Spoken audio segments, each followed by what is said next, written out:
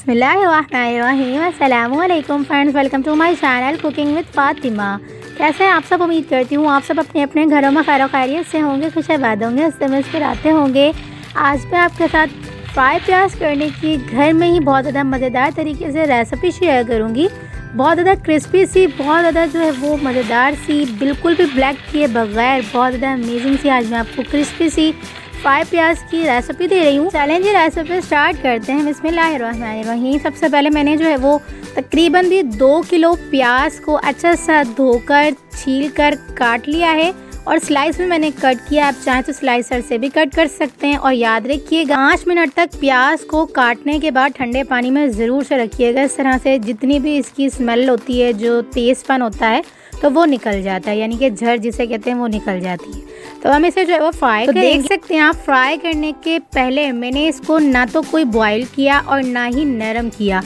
Direct हमने simple इसे cut करके स्लाइस में कट करके लच्छे वाले प्याज जो है वो जिस तरह से कहते हैं कट करके सिंपल लच्छा प्याज को हमने कट करने के बाद 2 किलो प्याज को हम डायरेक्ट से जो है वो गरम तेल के अंदर ऐड करेंगे। हमने जो है वो इसे कोई बॉईल नहीं किया, कोई नरम नहीं किया। प्याज को डायरेक्ट हमने लच्छा कट में कट करने के बाद इस तरह से तकरीबन भी मीडियम टू लो फ्लेम पे हमने तेल को अच्छी तरह से गर्म किया। डायरेक्ट से हम ज़्यादा गर्म नहीं करेंगे, यानी कि मीडियम टू लो फ्लेम पे हम तेल को अच्छा सा गर्म करेंगे। उसके बाद जो है वो तमाम प्याज ऐड कर देंगे। तेल हम ज़्यादा लेंगे इसलिए क्योंकि फ्राई जो है वो हम प्याज कर रहे हैं, तो इसके लिए हमें ज़्यादा तेल की ज़रूरत है। तो इसलिए हमने तकरीबन भी जो है वो देगची से थोड़ा सा कम, यानी कि फुल देगची से थोड़ा सा कम यहाँ पे तेल ले लिया हुआ है। 750 ग्राम से ज़्यादा सा ऊपर, यानी कि तकरीबन भी आधा किलो से थोड़ा सा ऊपर मैंने तेल लिया है 2 किलो प्याज में।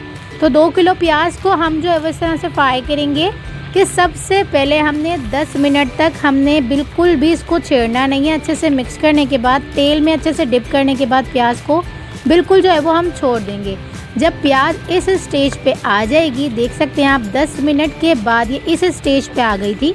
उसके बाद में जो है वो प्याज के ऊपर से हटूंगी नहीं, यानी कि हम बिल्कुल मुस्तकिल चम्मच हिलाते जाएंगे और बिल्कुल इसके पास से हटेंगे नहीं। इसलिए क्योंकि जब ये अच्छे से गर्म हो जाती है, फ्राई होने लगती हैं, तो ये बहुत ज़्यादा जल्दी से क्रिस्पी सी हो जाती हैं और जो है वो जलना स्टार्ट कर देती हैं। तो मैंने 10 मिनट तक इसे बिल्कुल भी छेड़ा नहीं था। जब ये इस पॉइंट पे आ गई थी, प्याज अच्छे से फ्राई होने लग गई थी, उसके बाद मैंने मुस्तकिल चम्मच हिलाते हिलाते, देख सकते हैं आप, मैं मुस्तकिल ही हिलाती जाऊंगी और तकरीबन भी 15 से 20 मिनट, यानी कि शुरू में हमने मीडियम टू लो फ्लेम रखी थी, यानी कि हाई फ्लेम रखी थी, मीडियम टू हाई वाली फ्लेम होती है वो रखी थी। जब प्याज इस पॉइंट पे आ जाएगी, उसके बाद हमने फ्लेम को बिल्कुल मीडियम टू लो कर देना है, यानी कि बिल्कुल दम वाली फ्लेम से थोड़ा सा ऊपर जो फ्लेम होती है उस पे रख के हमने मुस्तकिल चम्मच हिलाते जाना है। और देख सकते हैं आप कितनी अमेजिंग सी हमारी प्याज जो है वो अच्छे से फ्राई हो चुकी हुई है। ज़्यादा डार्क सा कलर नहीं देंगे। इस टाइम पे आके हमने फ्लेम को बिल्कुल ऑफ कर दी थी। तो जब हमने फ्लेम को ऑफ कर दिए, फिर भी हम चम्मच हिलाते जाएंगे। जो थोड़ी बहुत जो है वो रह चुकी हैं वो अच्छे से जो है वो कलर पकड़ लें प्याज। ऑलरेडी हमारी अच्छी सी जो है वो क्रिस्पी सी प्याज फ्राई हो चुकी हुई है। हमने जो है वो फ्लेम को ऑफ कर दिया है, लेकिन फिर भी देख सकते हैं आप बबल्स कितने अच्छे से जो है वो बन के आ रहे हैं। इसका मतलब है तेल हमारा बहुत ज़्यादा गर्म है। इसी गर्म तेल में जो थोड़ी बहुत प्याज रह चुकी है वो भी अच्छा सा अपना कलर जो है वो बना लेगी। तो देख सकते हैं आप कितनी अमेजिंग सी क्रिस्पी सी हमारी जो है वो फ्राई प्याज बन के रेडी हो चुकी हुई है। तो अब हम इसे फ़ौरन से जो है वो निकाल लेंगे। ज़्यादा जो है वो हम तेल के अंदर रहने नहीं देंगे, नहीं तो प्याज हमारी डार्क सा कलर इख्तियार कर लेगी। तो हम डार्क सा कलर बिल्कुल भी नहीं देंगे।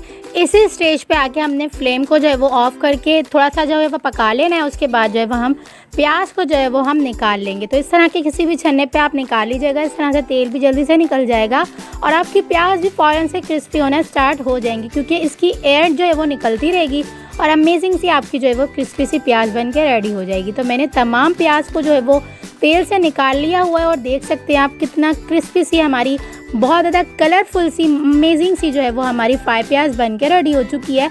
तो आप घर में आसानी के साथ जो है वो कर सकते हैं। एक बार का झंझट होता है और आपकी तकरीबन भी यहाँ पर मैंने 2 किलो के करीब जो है वो ये प्याज बना के रेडी की थी। वज़न में तो वही रहती है, लेकिन थोड़ा सा जो है वो तकरीबन भी 1 किलो के करीब ये हो जाती है। तो 2 किलो प्याज को मैंने अच्छा सा फ्राई करके तकरीबन भी 1 किलो कर लिया और 1 किलो प्याज मेरी तकरीबन भी 3 से 4 खानों में आसानी के साथ जो है वो यूज़ हो जाती है। मैं आपको बताती हूँ हमेशा कि 1 कप में यूज़ कर रही हूँ, तो 1 कप फ्राई प्याज का मतलब मैं आपको दिखाती हूँ। यानी कि जिस तरह से आप मेजरमेंट करते हैं तो 1 कप के हिसाब से मैंने तकरीबन भी ये 1 किलो के बना के रेडी किए हैं। तो तकरीबन भी यहाँ पर मैंने 4 से 5 यानी कि खानों में मैं आसानी के साथ ये यूज़ कर लूँगी। तो देख सकते हैं आप 2 किलो प्याज हमारी कितनी मज़ेदार सी क्रिस्पी सी जो है वो फ्राई प्याज बन के रेडी हो चुकी है। 1 किलो के करीब ये तकरीबन भी हो चुकी है फ्राई होने के बाद। और देख सकते हैं आप कितनी मज़ेदार सी क्रिस्पी सी फ्लेवरफुल सी बन के रेडी हुई हैं। आप इसे जो है वो किसी भी एयर टाइट जार में या किसी भी जो है वो जिपलॉक बैग में जो है वो ऐड करके तकरीबन भी 1 मंथ आसानी के साथ आपकी चलती हैं, बिल्कुल भी नरम नहीं पड़ती और बहुत ज़्यादा अमेजिंग सा क्रिस्पीनेस सा जो है वो फ्लेवर आता है। मैं तो इसे ऐसे ही खा लेती हूँ।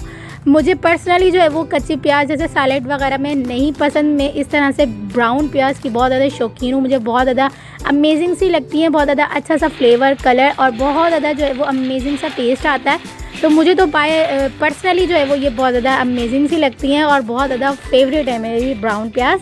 तो मैं तो इसे ऐसे ही जो है वो खाती रहती हूँ। लेकिन अगर आपने इस रेसिपी को ट्राई किया है तो रेसिपी को मेरी रेसिपी से ज़रूर से ट्राई करिएगा। आसानी के लिए आपकी जो है वो मैंने आपको ये रेसिपी दी है, बहुत ज़्यादा अमेजिंग सी ये रेसिपी है। एक बार आप बना लेंगे, यकीन करें रोज़ रोज़ के खाने में डेली जो है वो प्याज डाली ज़रूर जाती है। तो इस तरह से हमें जो है वो डेली के तौर पर प्याज को फ्राई करना नहीं पड़ता। डेली जो है वो हम प्याज को निकालें, फ्राई की हुई प्याज को ऐड करने के बाद जो है वो मसाला हमारा जल्दी से जो है वो भुन जाता है, ज़्यादा झंझट नहीं करना पड़ता। तो आप इस रेसिपी को मेरी रेसिपी से ज़रूर से ट्राई करिएगा और मुझे अपना फीडबैक ज़रूर से दीजिएगा आपको रेसिपी कैसी लगी। और अगर आपने इस रेसिपी को पसंद किया तो प्लीज़ रेसिपी को फ्रेंड्स और फैमिली मेम्बर्स में ज़रूर से शेयर करिएगा। और चैनल पर न्यू हो तो प्लीज़ चैनल को सब्सक्राइब कर लीजिएगा, बेल आइकन के बटन को ज़रूर से प्रेस करिएगा ताकि मेरी हर न्यू आने वाली वीडियो आप तक आसानी के साथ पहुँचती रहे। तो चलें जी, मिलते हैं नेक्स्ट वीडियो में। जब तक अपना ख्याल रखिएगा, मुझे दुआओं में याद रखिएगा। मिलते हैं नेक्स्ट वीडियो में बहुत ही आसान, सिंपल और यूनिक सी रेसिपी के साथ। अल्लाह हाफ़िज़।